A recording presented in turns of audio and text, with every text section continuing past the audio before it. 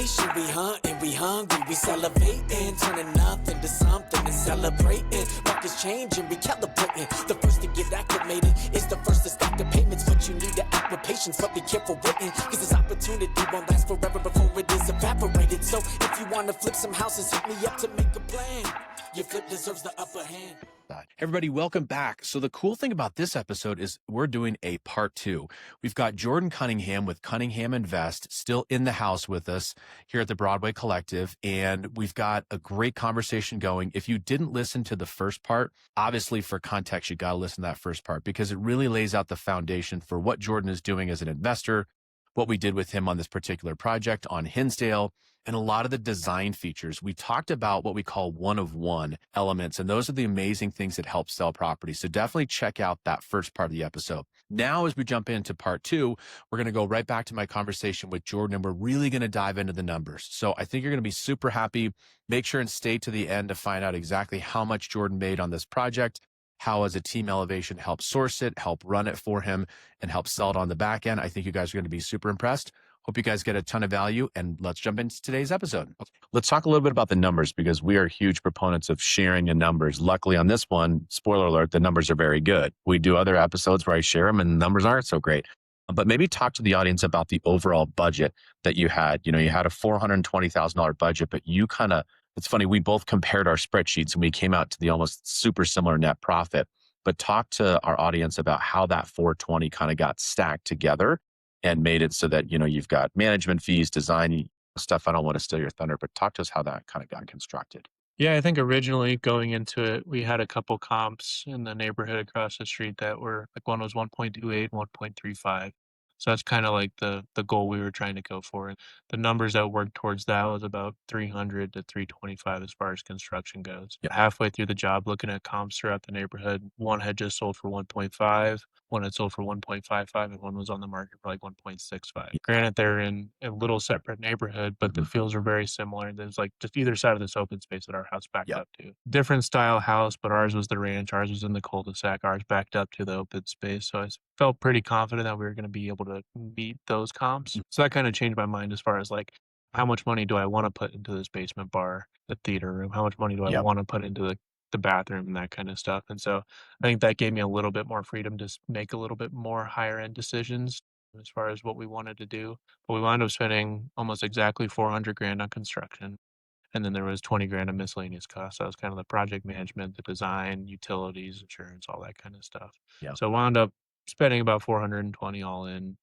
And then, so I bought it for 620. You guys had it for 585. So you guys had your assignment fee on the front end. I bought it for 620, put 420 into it and sold it for 1.36, which pretty good return, and happy with it. It sold quick too. That was one of the biggest things that I'm learning as a flipper. Is one of the most stressful parts of this thing is the sale process. Right. Not knowing when it's going to go under contract, what it's going to go under contract for, if it's going to go under contract, if they're going to beat you up in inspections and drop out. Is the CS gas going to be a giant headache? And somebody go under contract, fall out because of it, and then this house has a big stigma on it, and I have to drop it 200 grand before I can sell it. Like, there's a lot of risk in that, and like you don't really feel that until the sale side. And so the fact that it went under contract in 2 weeks, we were able to provide all the documents to make them feel good about the CS gas situation, and ultimately got to close in 3 weeks, 3.5 weeks. So it was a quick close too. It was a quick close. Just like a dream scenario as far as the sale end goes, especially in a market like this. Selling it after school started in September, that was one of the pushes of getting it in August is you try to hit before school starts. And so listed later than we wanted to for a lot more than we originally thought we were going to. It got under contract in 2 weeks and closed in 3. It's like pretty great. Yeah. Well, and what I commend you on is that you're right. Looking at the numbers, and our sales team did a really good job of tracking. We're super sensitive to not over-improve. But then when you start seeing data that's firm that says you're still going to be 100 to 200K less than properties that aren't as nice, that aren't as large. To your point, there is technically a little bit, quote unquote, slightly nicer northern side of the neighborhood versus south, but we're kind of splitting hairs there. Spending an extra 75 to then get $150,000 more in price, you hit the nail on the head that we always try to kind of 2x what we're doing. It's not like you spent 100 to barely make another 100. You should have kind of kept it, cheaper, obviously, but that was spot on. And that was like really good use of like strategic money and strategic budget. Yeah, it's like I could have put like the house needed 300 grand. There's Yeah. no question about it. As far as roof, windows, and then cosmetic update. If I would have just done that, not reworked anything, not expanded the kitchen or redone the master bathroom or had the powder or the finished basement or the accordion door, I would have put 300 into it and sold it for maybe 1.1. Hmm. I don't know what those numbers look like, but instead I spent 400 and sold it for 1.36. Like Yep. that's a 106, 260 grand delta. Yes. And so it's like, yeah, it makes sense pretty quick. Yeah, and talk to us a little bit about the construction timeline. I know that to your point, every permit got pulled, which I think was super helpful because you're right. You can then put that finished product out there and say, okay, Mr. and Mrs. Buyer, the city of Centennial or Arapahoe County, I should say, gave the stamp of approval on everything. So I think that helps bolster your sales price point. But it was about 4.5 months of rehab and then about a month and a half of kind of listing prep and sale. But talk to us about the permitting timeline because you guys pulled every permit on the books. Yeah, and like I said, we wanted to be above board. One of the big reasons for that is we could advertise them during construction, Yes. especially with that being a high-end, desirable neighborhood. The odds of a potential buyer already being in the neighborhood Hmm. and just wanting to upgrade their lot was a factor, and so we wanted to be able to advertise that to everybody. If we didn't pull a permit, like, we would have felt a lot more scared trying to hide the progress of this remodel and just put it on at the end, so that was really good. I think the permit itself took probably 3 or 4 weeks, but we pulled the demo permit when we first started, so that Hmm. way all we needed was to have that permit, the actual permit in by the time we do rough inspections. So we were able to clear it out, demo it, let it air out for a little bit, do all the MEP, mechanical, electrical, plumbing stuff, and then when we were done with that, we had the permit pretty much that same week. We were able to call inspections right away, and then we kinda just went and did it. The roof inspection just kinda is an over-the-counter thing as we did it, same Yep. with the electrical panel, but, yeah, I think we timed that well where you're able to get a good chunk of work done while you're waiting for the permit. As Yep. long as you don't dilly-dally and, like, you get the permit when you think you're going to, it works out pretty good. Yeah, and it was something that I was really happy with in that we were able to help run it from a project management perspective. We only had one contractor that we were comfortable, referring your way to handle this type of heavy lift. And not only are they well versed in managing the permitting process, they're also well versed in working with lovely HOAs. So let's not miss this point to talk about HOAs. And I know the roof was kind of the bane of our collective existence for a while, but to paint a picture for you guys at home, man, this was I'm going to call it good luck because we're done and we're out of it and you were profitable. I'm going to call it bad luck for just like, wait, the house is next to the HOA president. And so literally to your point, like it almost was like we have to pull permits and we knew we wanted to, but there was just this continued subjectiveness as the roof. Maybe tell us a little bit about kind of this crazy process with the roof and like kind of us my team having to kiss ass with the HOA guy because he couldn't have, rejected things, but they can make our lives hell. So talk a little bit about that, maybe hearing it from your seat and side of the table. Yeah, I mean, this whole incident going down on Christmas Day of 2024, shutting down the Right. neighborhood, it ruined everybody's plans. So everyone's seeing this thing. And I think for better or for worse, like, we had a lot of attention on this house, so we couldn't hide Yeah. anything. But at the same token, everyone was rooting for us because everyone wanted a different neighbor than was there. And so everyone was kind of on our side, including the HOA president. Yeah. Like, he took his job seriously, which is fine. Hmm. It made a little bit more work for us. But I think the reality is like he wanted us to do this thing and do it right and get it done and make it look beautiful. And I think just the reality of that neighborhood in general is, it's very high requirements as far as material Right. goes into it. It's like we submitted for approval a class 4 shingle, beautiful shingle. And he started pushing at us like, hey, we got to do a class 5 on this thing. And, talking with 4 different roofers, class 5 is kind of a joke and it doesn't really exist. It's Right. just all about the reveal and the thickness, and it's their way of selling stuff for a higher dollar per square foot because of a weight classification or something like that. Yeah. So yeah, we submitted 4 different types of shingles, one at a time, and each one got rejected. So it was like this long, drawn out process of just trying to get a dang shingle replaced. On to finding one that he was okay with and went for it, but it was 8 grand more than the original bid that we got for a nice high end Right. glass 4 black shingle. So that was kind of a bummer. It's like, something that would have looked great didn't quite meet their visual, requirements. Hmm. They wanted something with a little bigger reveal, so we had to pay another 8 grand towards that, which, from the reality of my situation, that's $8,000 less that I make at the purely because he wanted that much more reveal of a shingle. Yeah. So it's tough. It's hard not to like take that personally, but the reality is like he's doing his job. He just took his job very seriously, and he lived right next door. And so it's Yeah. like you can't hide it, and you can't do anything about it. There was parts of me that were like, "Let's submit a approved shingle and then put the shingle that we want on. Yeah. He's probably not going to know the difference. Right. Decided against that because he was right next door, and Yeah. with the level of detail that he reviewed those documents, he probably would have noticed it. But Yep. it's decisions that you got to make, and I don't know what the repercussions of that would have been if I would have put on something that wasn't approved, and Yep. I didn't really want to risk having to redo a roof twice. And so, Yeah. And I think that was smart. And I think the funny thing about that with the HOAs, yes, you have guidelines. It's obviously all in writing. And maybe the color of the house is another one we'll hit on really quickly, is that it wasn't like it was approval of the entire neighborhood. We found out that he ended up texting other neighbors in the cul-de-sac just asking if they liked the color or not. And so it's just funny, like to your point, can we push back and can we be jerks? It's not really worth it, but it is, I don't know, it's just hard as investors as we sit here and go, no, is it approved or not? But it's just this weird subjectiveness. But the reality is we're right next door to the guy. And if you piss him off, it can make life not worthwhile in this project. and again, the amount of attention on the house, for better or for worse. Like, Yeah. for worse, everyone's looking at it, which makes it tough. You got to Hmm. make sure you're appealing to everybody. And for better, it's like they're all rooting for you, so they want to make it easier. But it's like Yeah. it's a fine line. It's like, are they making it easier? Or are they making it harder by looking harder? True. Yeah. True. No, that's a good point. Let's kind of just recap some of the numbers too. Again, I know that you hit on them, but I really want to make sure everybody gets them. So yeah, you're right. Your purchase price was 620.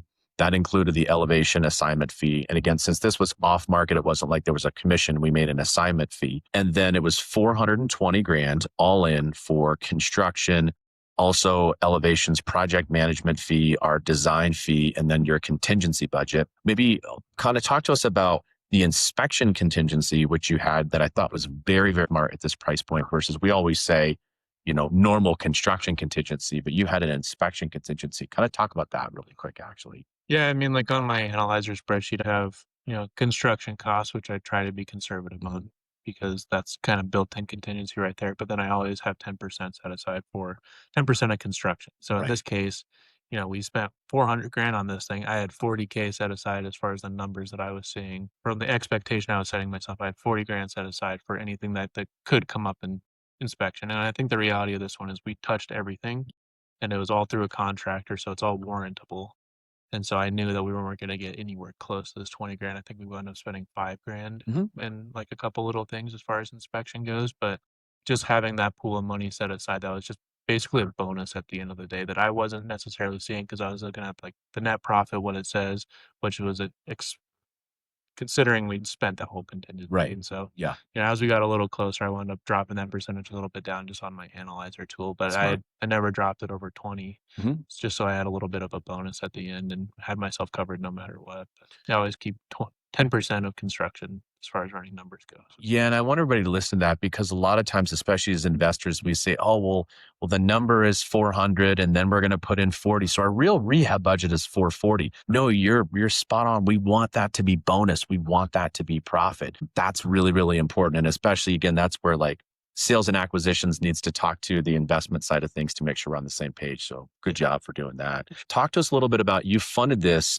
in a great way, and I think our audience can take a lot away from it of hard money, private money, your money. Kind of walk us through the funding side of things because I think that's really important. Most people are like, how could I ever do that? I mean, don't get me wrong, there's a lot of money and you had a lot on the line. I'm a little jealous that we didn't have the money at the time to take this down, but I wanted you to win. So I'm super excited this was your project and you had the guts to do it. And I'm so proud of what you've done. But talk us through again, the borrowing side of things. I think that's super important. Yeah, so the hard money lender side of things, they cover 85% of purchase and 100% of construction. The 100% of construction is relative because, like, one, we had a contractor that had deposits up front. So, like, the hard money lender that we had, they wouldn't reimburse me until material that I was drawing for was actually installed. Yeah. So I had to like order the accordion door, for example, 7 weeks before it actually got installed. So I was floating all of that money until it was installed. Like the 100% at the end of the day, they covered 100% of construction, but Mhm. throughout the project, I had to have a lot more money on hand for like just liquid, payments and Yeah. stuff. And then I would get reimbursed eventually. That wound up being a big lesson learned that I learned is like you have to have a lot more allocated toward construction, especially on a big project like this where you're bringing in contractors because you're not just paying somebody as they get work done. It's like this contractor's collecting for 30% upfront and 30% after rust. So like, a quarter of the way through the project after rust were complete, I was billed 60% out of their 350K bid. Had to hold a lot of money there. But anyway, hard money lender, they were 10% interest with a Okay. point on the front end.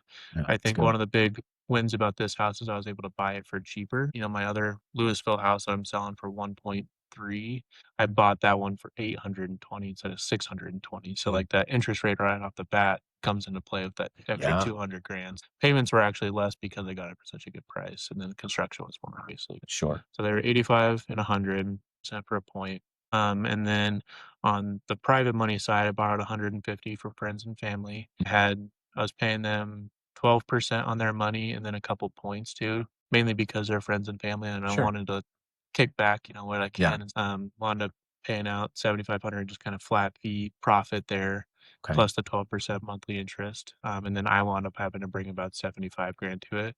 That 75 grand was like at the end of the day after hard money had paid me out completely, Hmm. not what I had to allocate to it. So like at one point I probably had more like 100, Yeah. allocated of my money into it. But at the end of the day, it kind of settled at 70. So I was about Okay. 220 all in.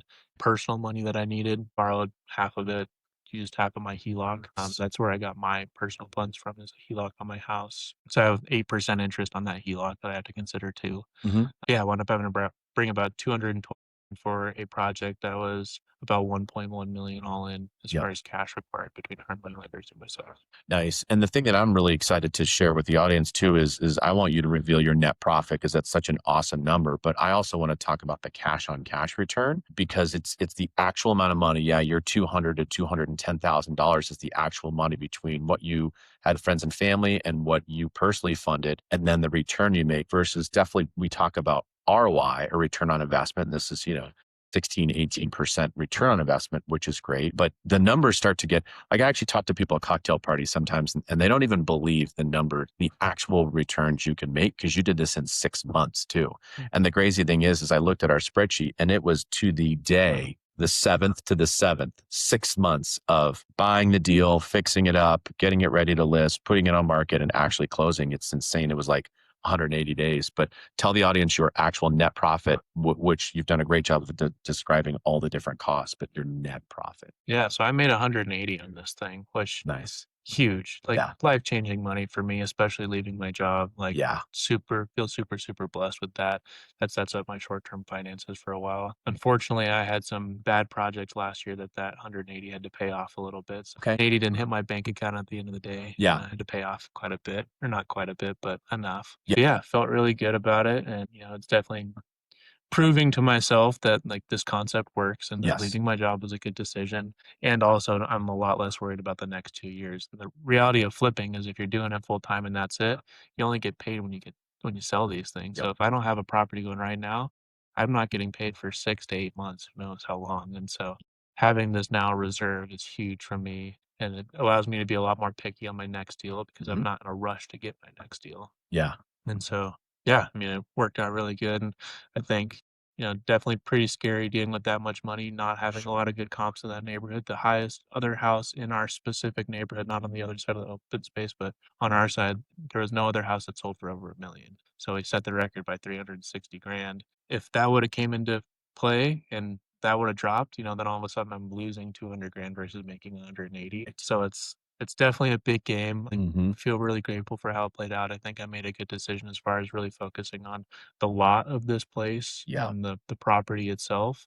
And then we made the right decisions as far as construction and rehab goes too. But I think first and foremost, the location of that, the cul-de-sac, the open space, the ranch level, the right town, all that kind of stuff really played in my favor. But it also could have gone south pretty quick. But Yes. for people who are listening to this, 180K is an outlier and it's a risk. Like, I could have just as easily lost 200. You don't know until it's done. Yeah, and you're right. You have to build in that buffer for these type of big projects. You have to build in that buffer so that you're making $200,000 worth of price cuts, and you're getting close to that $1 million price point, which for that type of a house would have been the greatest deal in the history of that neighborhood that somebody would have gotten a steal. So yeah, you have to factor that in. That's why sometimes when people send us deals, they're like, "Oh, you're going to make 100K profit."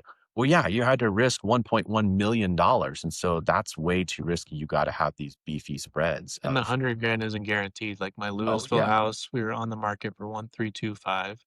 Went under contract, fell out because it was a firehouse. It was in the Marshall Fire neighborhood, so Yep. that scared them off. Sat on the market for 2.5 more months. It's under contract now for 125. So Okay. it dropped 80 grand, Yeah. and I had 40 grand worth of holding costs on top of that extra 80 grand. Yeah. And so it's like the numbers can change so dang quick. Yeah. You have to, like, especially on these like high end, long remodel type projects, you have to have that buffer in because it can get taken away from you super, super fast. Yeah. No, well, first, you get a high five for making that much money and having the guts to do it. I think that's super impressive.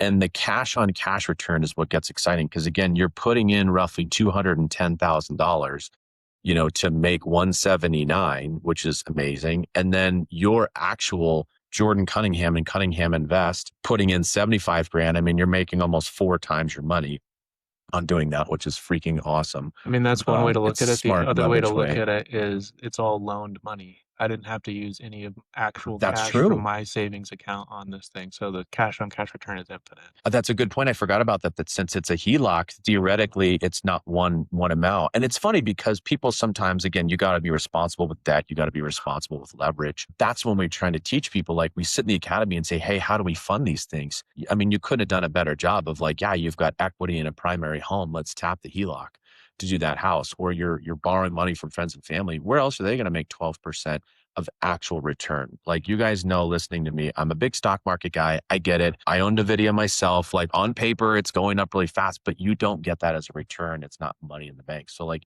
you're making family money, you're making friends money. Like it truly is like this economic engine, which is cool to think about. Yeah, and I think the reality too, if like from an investment standpoint, somebody's investing in somebody doing a fix and flip, have a firm asset that this investment's based off of. Obviously the hard money lender gets first right on it, and if shit really hit the Yeah. fan, like there's some risk there, obviously, but there's a house covering the asset, and so like that was my pitch to my dad is like, yeah, you're investing this much money, but at the same token, like there's still this house here and it's in a great neighborhood and it's got a great lot. Like, there's not a ton of risk as an investment. There's risk on my end Sure. because I have to cover a loss if there is a loss. Yes. But from his standpoint, like him losing out on his 100 grand is not a real possibility. I mean, it is, but it's not very likely. Yeah, It'd have because to be like a terrorist attack or like yeah, some giant, like nationwide thing in which everybody is screwed, not just me. yeah, and you're right because you're paying off essentially your purchase plus your rehab. So as long as that property doesn't sell for less than $900,000, your family is getting cashed out in second position. So yeah, all in all, it's pretty damn safe investment. And for me, like the HELOC that I have, I try to be really careful on making sure that I have that HELOC available if shit did hit the Yeah, fan, where smart. I pay off my dad his money, I pay Hmm. off my other family their money, and then I carry that debt in my HELOC, and I'm the only one. Yeah, Last thing I want to do is take money from friends and family and then not be able to pay them back. That's when things start getting really weird really quick. And so I always make sure that I have a game plan in place of like, if something did happen, how do I take on all of this debt myself and not impact those people? yeah, and I think that's a really good way to look at it. Is you're right. You guys got to have contingencies A, B, and C all across the board. Well, as we wrap this episode up, I want to be super respectful of your time. I would love to kind of talk a bit about kind of how we work together as a team between Cunningham Invest and Elevation Invest. You're a smart guy. You're a construction management major. You could have definitely run this project, but maybe just talk to us of how you felt like things went from having the Elevation team. I mean, we were very fortunate that we sourced it, we ran it, we designed it, we sold it. So for us, it was a great partnership. But I'd love to hear from your eyes, like when you were deciding how to do this, why to do this, and it's something if you're interested in doing in the future. Yeah. Yeah, I mean, like you just said, you guys had your hands in a lot of different areas, and that was by intent from me. My big bottleneck as an investor is deal flow, Yeah. and so I'm trying to build solid partnerships with people like yourself who have deal flow. And so if I can make these deals as lucrative for you, like this isn't necessarily a deal in your buy box, Hmm. but if I'm at the top of your list and you bring me the deal and I can make you almost as much money with no risk if you were to take on the deal yourself, like you guys probably made 60, 70 grand on this thing between assignment, project management, design, and then the commissions on the Yeah. back end. Total all in. Yeah. And so like for me, if I can build that relationship with you, it's like, yeah, I'm making a little bit less on this thing. But at the same time, like I'm at the top of your list. And the next time Yes. you guys have this, you know that you can come to me and have your arms in all these different places again. I'm about to get my real estate license and I would still probably pitch to you if you bring me a deal, you can sell it on the back end Yeah. because it's like I'd rather have the deal and get 90% of it and give you the 10, like make it worth it for you to come to me first. Like I think that's just kind of a smart business model for someone who struggles on the team. deal flow side of Yeah. things. Smart. Obviously, you guys found it and you brought it to me, so that's all kind of self-explanatory. On the project management side, we had kind of worked out a number that made sense, Hmm. where you guys would kind of run it, and then me with my construction background, I was able to do a lot of the upfront detail Hmm. out, so that was less of a burden on your guys' project Yeah. manager, just kind of ironing out what all this needs to look like, giving the subcontractors, the general contractor information that they needed, Mhm. and then kind of overseeing it from a high level and letting Travis do his thing. So I felt that went really well. I liked Ann coming in on the design side. I think she did a great job, just kind of helping. And it was nice too with the project management and design. Like you guys are in the same office, Yeah. so if Travis needed something, Ann was 2 doors down, and Right. they had that collaboration there, which was really really nice. And on the back end, you guys sold it for me for 2%, which covered all the videography that you guys did, which is huge. I'm curious to see like how that actually played into selling it. Like Yeah. if the buyers that we wound up getting actually saw any of those videos or the posts or anything, the all the networking and the marketing that you guys put into it on the back end, I thought was really valuable. Walkthrough videos, maybe you could post that link to the walkthrough video Yeah. of this house and this podcast notes. But To- yeah, I mean that was kind of my logic. Use you for as much as I could. That way it was worth it to you on the next one. Like I was trying to kind of build the concept here. Yeah. And I think it worked. I think you guys made good money with no risk. Yeah. And, if we can do that again over and over and over again, like it, it's less impact on me because you guys have the project management side. It's less headache for me. Hmm. I don't have to drive to Centennial every day. I'm in Arvada. Yeah. I It's a was haul. enjoying not having to drive 45 minutes every day to check on things and just kind of letting Travis do that for me. And then I came out once a week, once every other week, Hmm. and then as needed. Yeah, it felt like a good situation. You guys brought me the deal. I made it super lucrative for you. I could kind of take a step back and not have to manage it, even though I could have. And then, like, it was just a great team effort. We obviously had good dialogue throughout it, and we knew Yeah. each other well. And I think it's a good partnership. And definitely look to do it more and maximize as much as we can, right? Like, Yeah. if you guys are managing it for me and selling it for me, like, it's very little work for me. And if we can just, I'd be down to do 5 of these at a time. Yeah. It's like it's Exactly. all comes down to your capacity and how many deals we can find. That makes sense. Yeah, and it's been fun for us too, because again, as much as I would love to do all these myself, right? I have personal capital constraints and we've got timing and everything else going on. But yeah, if we can have 3 or 4 Jordans, we're all doing a handful of deals together. And then you're right, you are at the top of the list. And these inner circle clients are at the top of the list. And it is a truly win-win. So it's been a fun thing for us to be able to do that. So thank you for the opportunity for doing this, because it totally was great all around. I think we talked about it on the last podcast, but there's like an opportunity cost with time and money, right? Yes. And so, like, even on my other flips, I have a project manager running them for me, so I don't have to be as Hmm. involved. And my logic is I could make, 100% on 1 or 2 deals if I'm managing them myself, or I can make 90% on 10 deals if Yeah. I have other people in the right places managing stuff for me, to where I can just have a specific role that follows my skill set and let other people do the busy work. And like, I want to be the head, but then I need other people to do my arms if I want to scale this thing and like enjoy my life better. I got 2 little kids at home Yeah. that I wanna be there for, and I know how much work it is to be a general contractor and a project manager, and that's not why I left my job. I didn't Yeah. leave my construction job to start a construction job. I wanna be the head of the snake, let other people help me out along the way, and if I have to pay them, great. Like, it just allows me to make more money because I can do. Yeah, and the cool thing that you did is you're right. You've got so much more bandwidth that you've got the bandwidth of, we're talking about this off camera, of a one of one company that doesn't have salaries and I'm spending tens of thousands of dollars on marketing every month, and like, yeah, I got to feed the machine to a certain degree. It's cool to see where you can have so much of a bigger bandwidth, but not all the overhead costs and expenses. And kudos to like just understanding that's the right way to do it, because most people are like, oh, yeah, why would I give that up? Well, you can only do so much, and then your wife's pissed at you, and you're missing drop off. And like, I've been that guy, and I get it. So I really commend you for getting that like right out of the gate. And if I have no overhead, then I can make less. And Mhm. if I have 3 elevation type partnerships where you're bringing me deals and running them, and then I got 2 other people bringing me deals, and I have my project manager running those. Very little work for me, but like you have all these different opportunities to make money and be diverse. I think that's what I'm trying to focus on now is like, how can I diversify myself without also changing? Sure. And I think that's it, is like partnerships with the right people, letting people bring stuff to me and help me out as I need to, but then also being willing to pull the trigger on stuff and say yes. Yeah, yeah, absolutely. Well, Jordan, this has been so fun. I really appreciate everything that you've let us have the opportunity to do. Thank you for joining us as a guest on Raising the Flipping Bar. Anything else that you want to leave the audience with, or any part? I know we covered, holy cap, so much ground. And I know you know me, I sent my nerd notes in advance, but man, we bounced all over the place. Anything that like we didn't cover or we wanted to bring up as we wrap this episode up? Yeah, I think for me, like everybody else, flipping sounds like this really beautiful thing, and it Yeah. sounds pretty easy, and the numbers are there and stuff. Like, just be really careful because there is a lot of risk involved, and also don't trust other people's numbers. I get so frustrated getting on wholesale distribution list Yeah. properties, and they have comps listed in there that are, they look really nice, they make the numbers work, but then you actually dive into it, and those comps aren't really comps. They're three neighborhoods away, or they back up to open space, and yours is a townhome. Like the comps are what the comps are. Don't Yes. trust other people's comps. Know the numbers for yourself. Have a good idea of construction because somebody can tell you it's going to be a 200 grand remodel and it could be a 400 grand Yep. remodel. And so I think just the more educated you are with your numbers up front, the safer it is for you. For me, obviously, this is a really hard time to flip houses with this market. So, Yeah. like, if I can learn how to flip houses now, I'm going to be really dangerous here in a couple of years when the market turns. And so, really focusing on that and really understanding my numbers and my process and stuff. And yeah, just be careful as you get started. Definitely get started, but know your Mhm. numbers and like make sure it's a deal. Yeah, and thank you for saying that. You guys go back and listen to that last, 1 or 2 minutes. I think you're right. Even in our inner circle that we've got such a great relationship, we're not mind readers. Like we put our best foot forward and we're super conservative on the numbers that we put out there. But like you're right. I mean, things could go completely sideways. It's so important for people to double check their own numbers. So you guys listen to that. That's super, super important. And you're right. You got to have the wins when things go great. And we got to talk about the losses too. And that's why capital reserves you mentioned earlier are so important. So and thank you for joining us.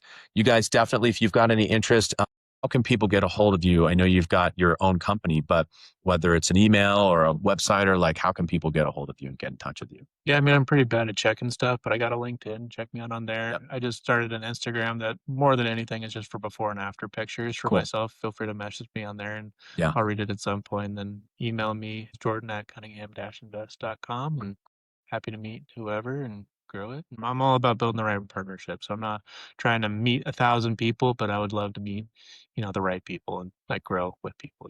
Yeah. Well said. Well, thank you, my friend, for joining us. You guys, thanks for listening. As always, get in touch with us, DM us. There'll be tons of show notes. Check out the before and afters. Thank you guys. And we'll catch you guys on the flip side.